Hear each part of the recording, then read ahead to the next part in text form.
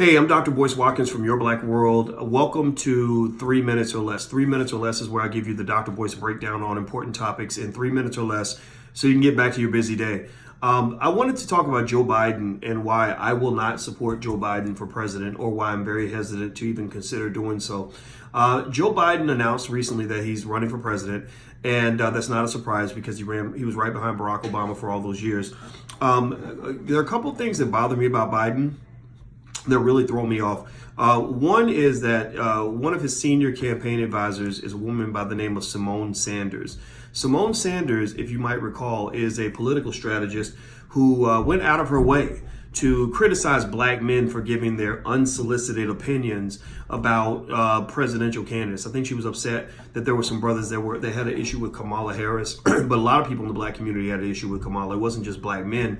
But I can't say that I want to support any candidate who wants men like me to be quiet and to shut up and to not talk and just shut up and dribble or whatever it is that they think that we're supposed to do.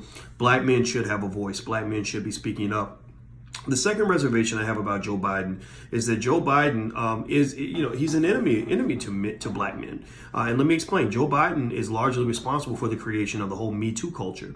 The Me Too culture has created this crazy environment where a woman can accuse a man of anything with no evidence and get him sent to prison. I encourage you to go look up the case of Albert Wilson. The hashtag is Free Albert Wilson. Albert Wilson is a 23-year-old college student who was accused of raping a woman that he never had sex with, that he was alone with for 5 minutes, who was drunk that night. And she says that because she was drunk that he assaulted her. And the fact is that they didn't even have sex. There was DNA on her chest area from when they kissed, but they never had sex. But Albert got 12 years in prison. And these aren't the only cases. There's Quintez Cephas, who was invited for a threesome, and they then accused him of rape because the two women who asked him to be in the threesome were both drinking or something.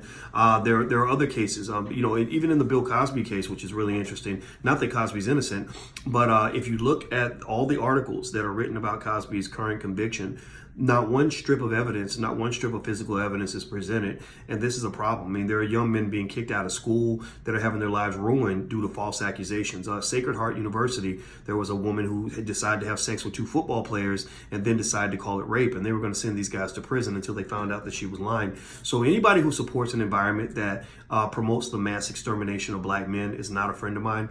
Bill Clinton from the Democratic Party was also responsible for the largest incarceration of black men in the history of this country. So I'm not supporting another person who's going to go on a more extreme version of that. So that's it. I'm Dr. Boyce Watkins. Thanks for hanging out with me. I'm out of here. If you want a free e-copy of my book, go to drboycewatkins.net. That's drboycewatkins.net. See you soon. Peace.